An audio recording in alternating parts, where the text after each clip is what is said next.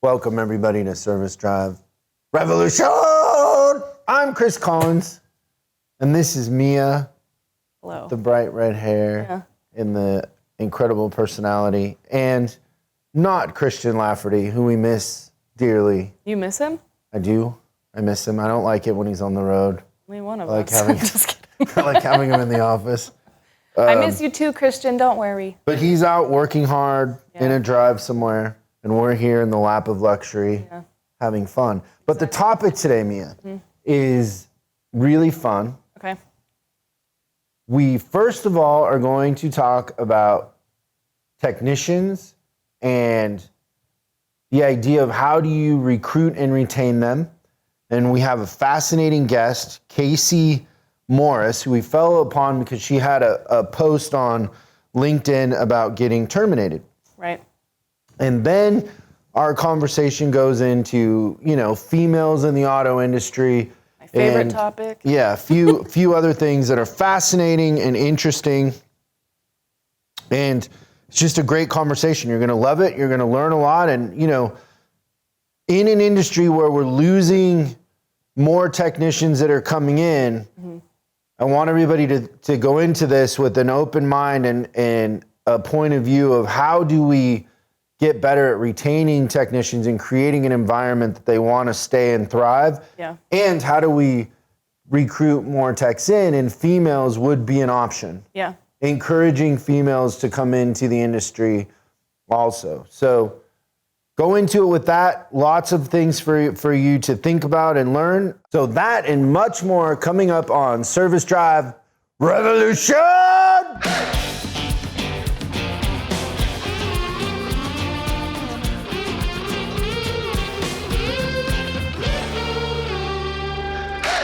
Kayce, how are you today? I am great. I'm so happy to be here. You're so sweet to come on with us. So you worked today, right? I did. I worked hard. How many hours did you flag today? I flagged about 12 hours. Oh, you're a rock star. That's awesome.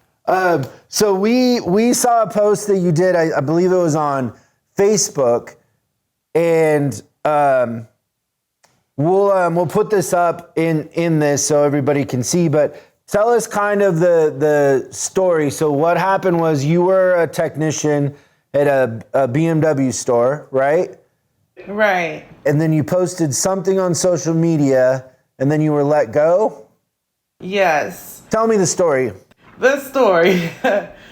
Well, I'd been at this particular BMW dealership for about a year and a half. Never had any problems there. I was always, a good employee. They need somebody to work on Saturdays. I would volunteer. Always came in with a smile on my face. Always willing to go above and beyond my job title, to get things done. I'm a team player. So I've been working on this Mini because our dealership was a BMW Mini dealership. I had been working on it for about a week, did some maintenance to it, I did a windshield, I did an alignment, and I think, don't remember, it's been a while, I think I did a strut. And the customer left, the car came back about a week later with a complaint of pulling. So we had put it back up on the alignment rack to make sure that the alignment was straight. And it was you couldn't get any more spot on than what it was. So we started doing some investigating. We pulled the wheels off the front of the vehicle, and we immediately noticed that 3 of the lug nut holes had been cross-threaded. Basically, somebody took a lug nut and hammered it in.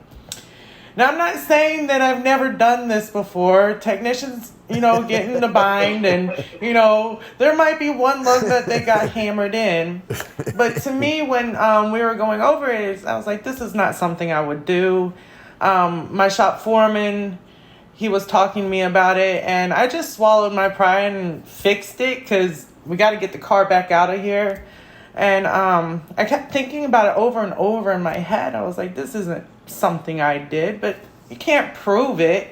I was the last person on the history to touch the car, so how long had it been? It had been a week. A week, okay. A week between the car leaving and coming back. So I fixed the holes. I rethreaded them and cleaned them out. Got it perfect. I was going to put the wheel lock key back in the glove compartment when a receipt for discount tire fell out. The date and time on that receipt was literally 10 minutes after they picked up their vehicle from our shop the very first time. And it was for the front right tire.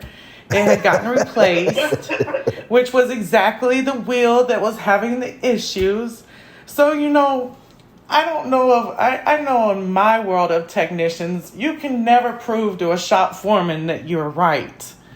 And this was like, I found the holy of smoking receipts. gun. Yeah, I found the smoking gun. So I took the receipt to my foreman, who immediately, he was like, "Oh, this customer's a dumbass," excuse me. And he was like, "Oh, so they took it somewhere else." And he was totally on my side. Like, he even came back about an hour later and apologized to me for, kind of sticking me with the problem. And I was like, well, at that point, I had been in a wreck the week before. I got T-boned in my car. And I was like, maybe my mind wasn't there. Maybe I did this. But I just swallowed my pride and fixed it anyway, because there's not much I could do about it. So after he apologized, let me back up a little bit. After I found the receipt, I made a post on Facebook. I said there's very often times when a technician can prove that they're right. And that's kind of basically what I said. I was like, haha, Mr. Foreman. It wasn't anything mean. It was just me telling a story to my friends on Facebook, basically what happened. And hey, I got, I proved myself right. I'm getting paid now for the job. And I got an apology from my shop foreman. I didn't belittle anybody. I didn't call anybody names. I definitely didn't tag any names. I left my dealership out. I left any name that was involved with the situation out. It was me relaying a story to my friends on Facebook. That was it. So I'm at my second job later on that day. I also work for a vinyl wrap company. I go in and tear down the cars so they can wrap the vehicles, and then I put them back together. So I'm sitting there at my second job when I get a call from my shop foreman saying, "I can't believe you posted that. You think that was appropriate? You need to take it down right away." And of course, immediately I took it down. And I was like, this doesn't sound good at all. I was like, I remember telling one of my friends, I was like, I think I lost my job. Oh, no.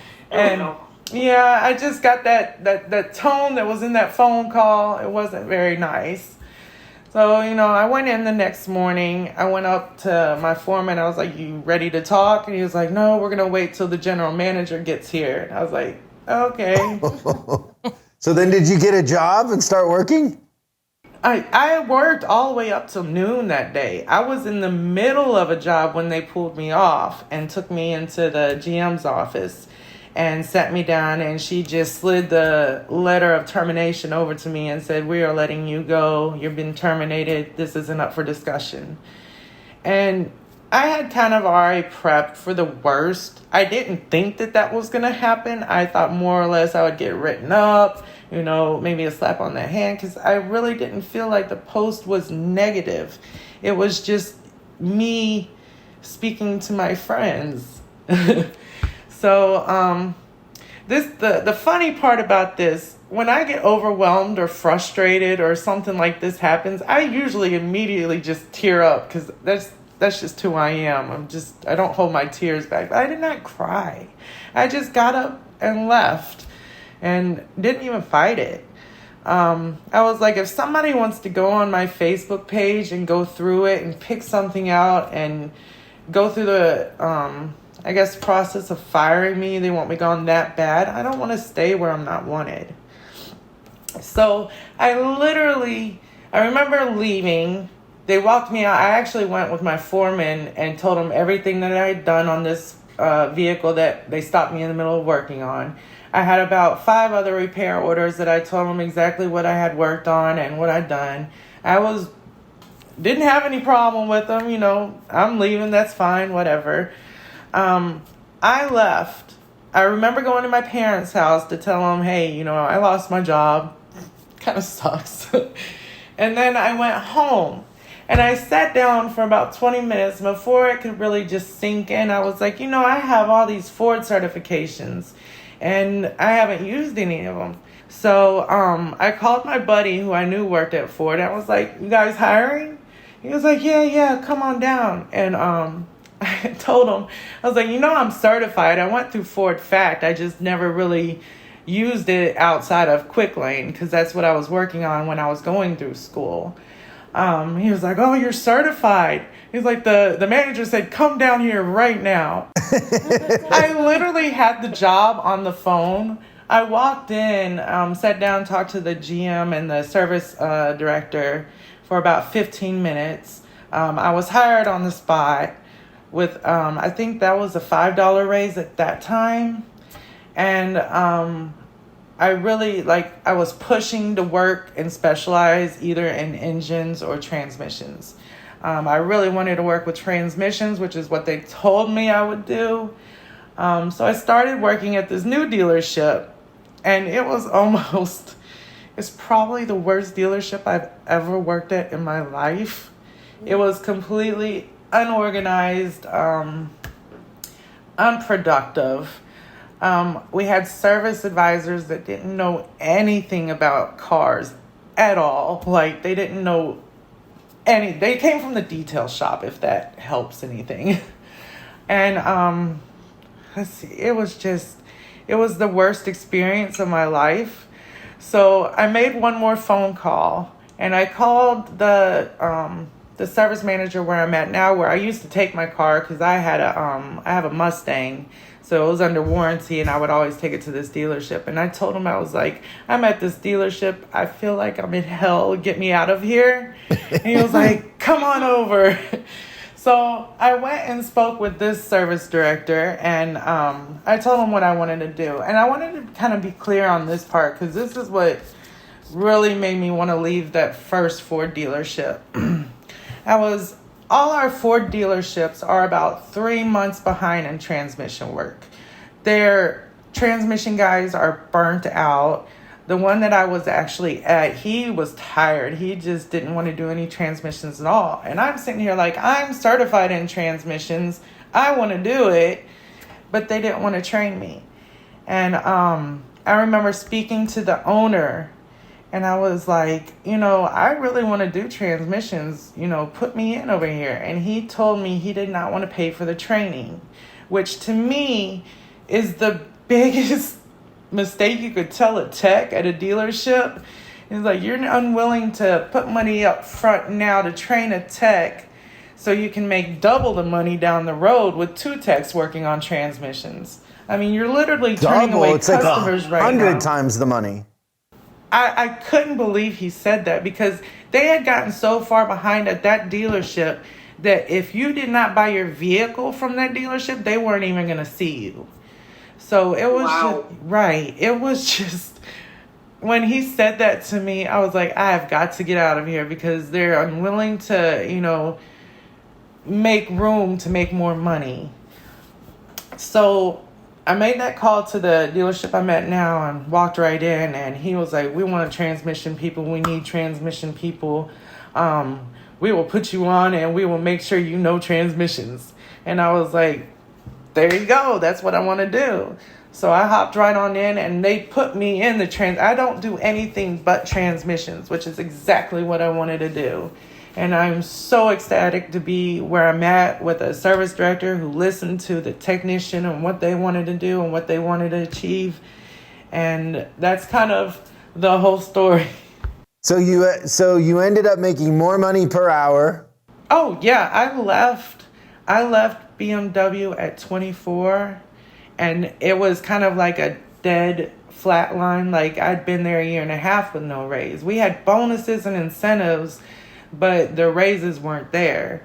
And the first dealership I went to, I got a $5 raise, so I was at 29, and I'm at 37 now. Yeah, and your efficiency is probably a lot higher, right? Efficiency is a lot higher. The hours are a lot higher. I mean, it's just, in the production at this shop, it's it's so well set up and organized. I don't waste time looking for cars, looking for keys, wondering which salesperson took the keys trying to sell a used car from underneath me. I'm so ecstatic to be here at this dealership. I can't speak anything bad of them. So I want to go back a little bit, Kayce. So tell me, growing up, when was the first time you realized you liked taking things apart? I mean, from age 2 or 3, I was a Lego queen. Like, I built Legos, took them apart, whatever. I remember specifically there was this Fisher-Price kind of NASCAR type car that you could take the wheels off. You could take, parts of the car off and then put them back together. And I blame my parents for my love of cars for that specific toy. It's just, nobody in my family worked on cars. My parents have never bought a brand new car. It's always been hand-me-down, like Hyundais and Kias.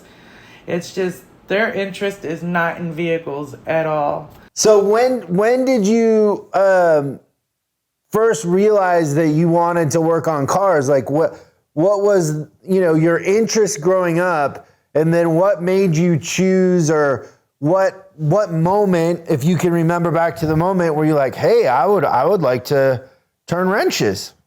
I know specifically the moment that I decided to go to school was I was driving in part of Memphis, and I don't know if you're familiar with Memphis, but it's just a horrible place. Like, it's crime everywhere. And some kids threw a brick at I had a box Chevy at the time, a Caprice, and dented the door. And I remember taking it in and them telling me how much it would cost to fix it. And I said, nope, I'm going to do this myself.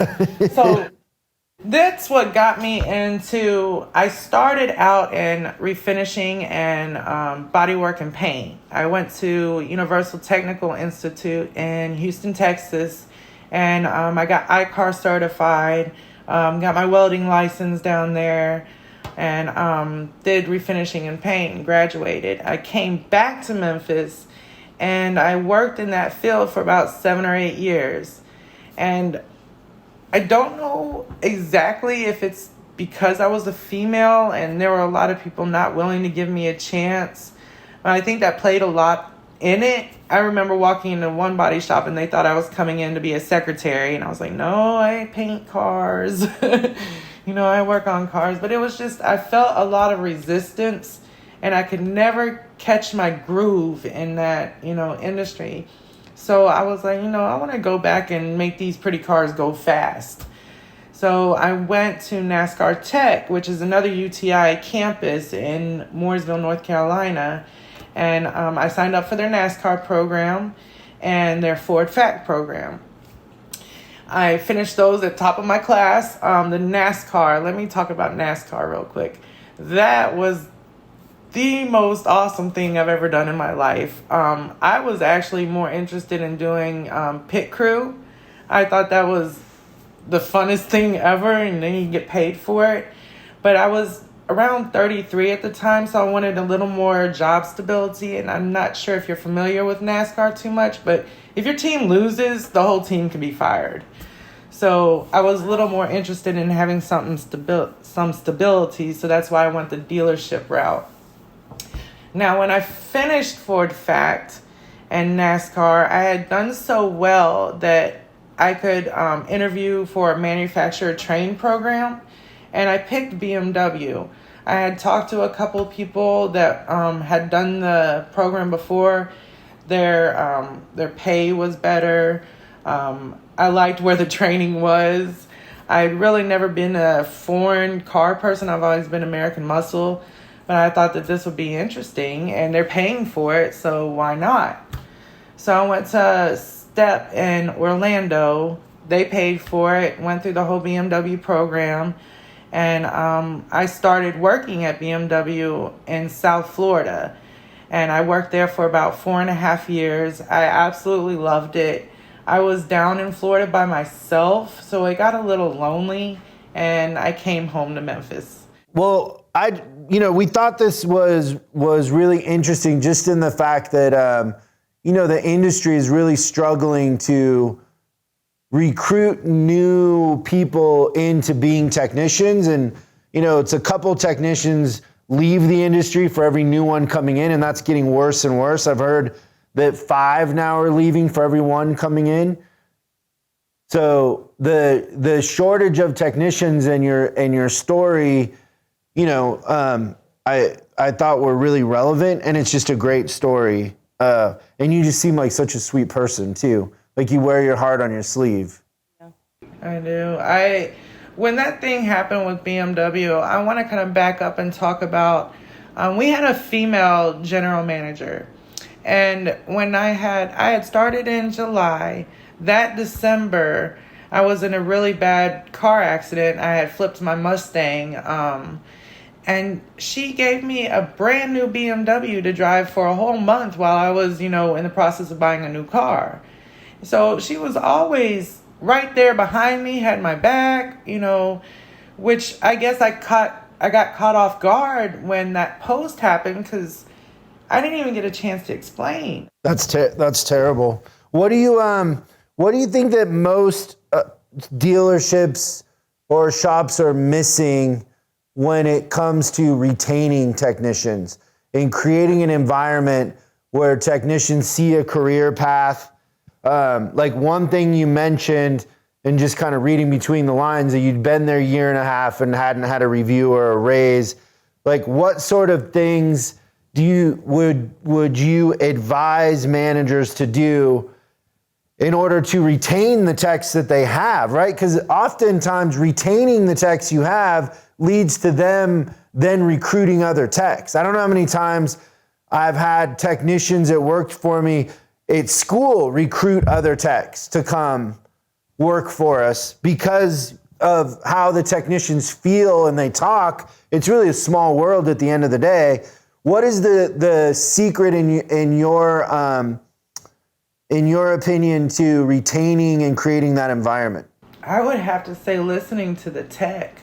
And just that example that I'd given you about speaking to the owner of the last Ford dealership I was at. When I spoke with him, our initial conversation kind of happened in a meeting with about 5 other techs. He had sat us all down because he wanted us to work a little more and get a lot more vehicles out, but there was no incentive behind it. So I had voiced the concern. I was like, why would I stay here and, after 5 o'clock and not make, hardly any money because like I said, the unorganization at that dealership was just that bad.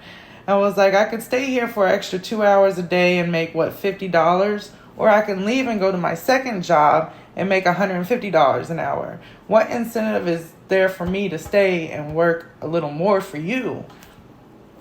Well, he didn't hear that at all. He didn't listen at all, because next thing I know, he was talking about, Kayce's talking about doing a bunch of side work. And I think the rumor around the shop I threw somebody else under the bus about side work. And this all came from that conversation. And I was like, he did not listen to me at all. Not only did he listen, but he went a whole different direction with it.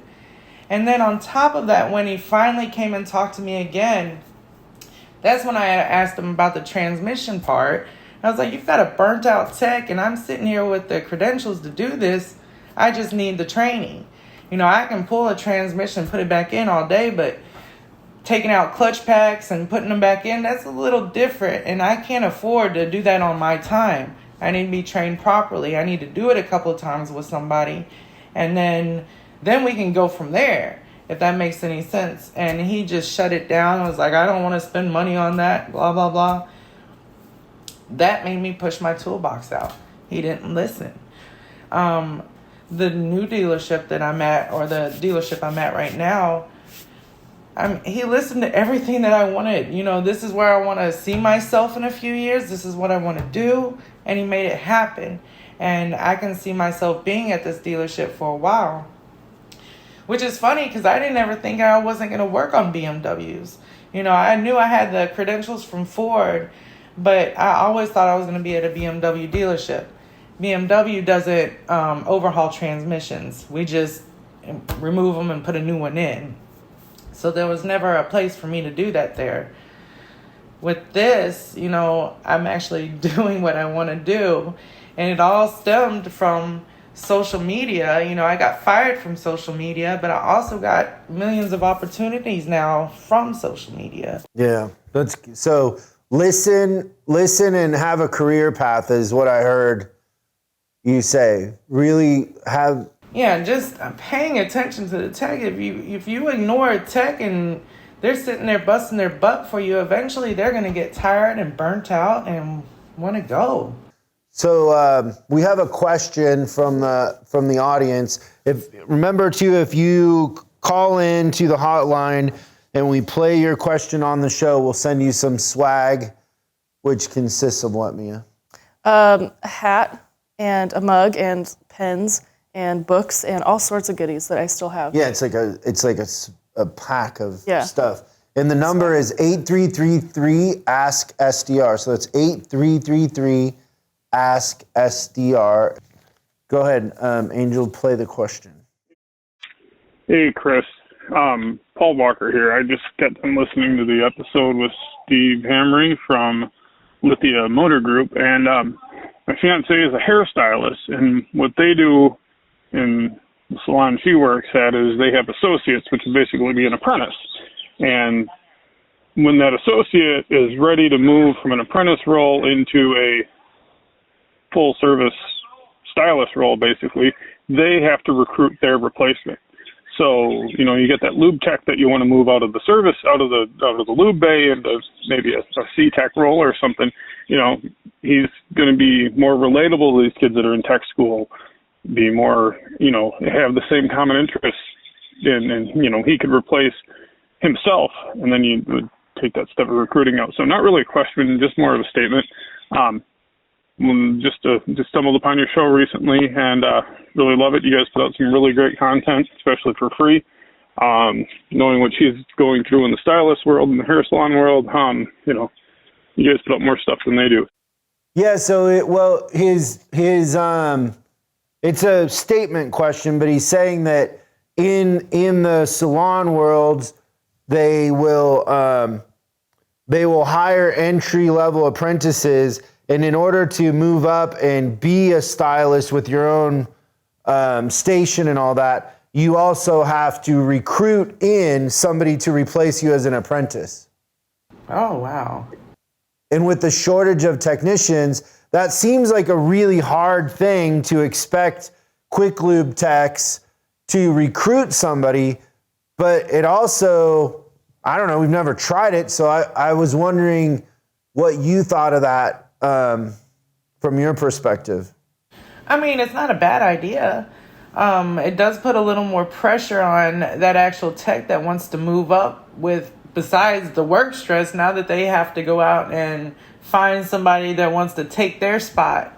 And, I guess sucker them in is not the right word, but... Sucker them in is the right word. That's exactly the right word. Fair, yeah. Fair judgment. Yeah, I think it would. It's a great idea, Paul. I think it would be interesting to try it. I think that the culture at the dealership would have to be really strong, and you'd have to have an environment of performance with a lot of talented techs, because those younger kids coming in need role models to look up to. And then if they aspire to be like those role models, and those role models are high paid, very efficient technicians, it would be worth it. But I think in a lot of shops, they don't look up to those other techs that much because they're not that high performing, and they're not making that much money. So there's, in an industry that faces over 50% turnover in the first 2 years with quick lube techs coming in, it's it's a hard situation. But I love the idea, and I just I also love learning about other industries and how salons or restaurants or anybody does anything. So Kayce, is the future for you to be a service director? What is the future? Where are you headed? I'd like to instruct, and I want to tell you why I want to instruct. You can't let a tech fall on their face. You gotta teach them everything while they're on guarantees so they can learn as much as they can. So when they do go on flat rate, they're able to be productive. They're not sitting there wondering like, what's going on? Everything's falling apart. I don't know how I'm going to make this money. I just feel like there's a little bit more attention needed to training. I think that's great. That's and that just shows your passion for it too.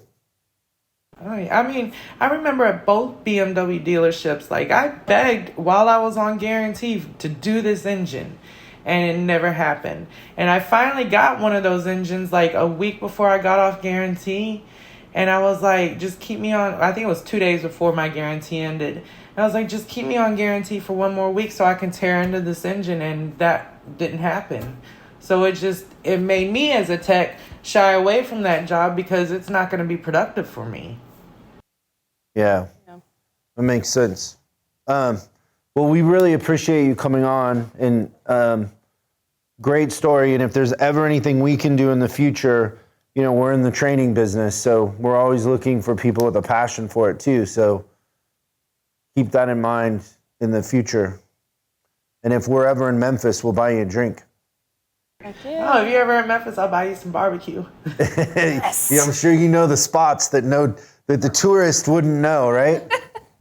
I do. I know the little hole-in-the-wall shops. Those are the best It's ones. the same thing here in Los Angeles. Is the best tacos are at the places nobody knows about. I love tacos. Well, Sounds like you need to come visit. yeah, if you ever come to LA, we'll take you for tacos. I'm definitely down for that. Your story is very inspirational, It really and your was. passion is contagious. I couldn't give up. Like when BMW let me go, I can't fail. I have a lot of people that watch me. I am a female in the industry. There's a lot of people that think that we can't do things. Preach. A lot of females just give up out of school. I see a lot of females I went to school with that aren't even in the industry. But it was like, I cannot fail. So it was really exciting for me to be out of a job for just 3 hours. I was very excited about that.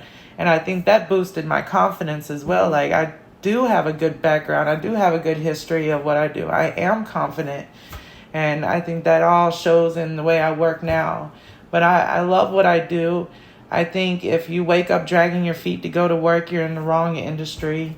I get up ready to go. I have transmissions on my mind all the time. Like, what am I going to do tomorrow? It's just, I want to be happy, and being at work and making other people's job easier by doing my job correctly is what I'm about. Awesome. Well, thank you so much for doing this, Kayce. We really appreciate it, and hopefully we can stay in touch. Thanks so much for watching this episode of Service Job Revolution. We're uploading new stuff every day, so make sure you subscribe and click the bell icon so you don't miss out. If you have a question you'd like us to answer on the show, call 8333-ASK-SDR and we'll answer your question on the show. That's 8333-ASK-SDR.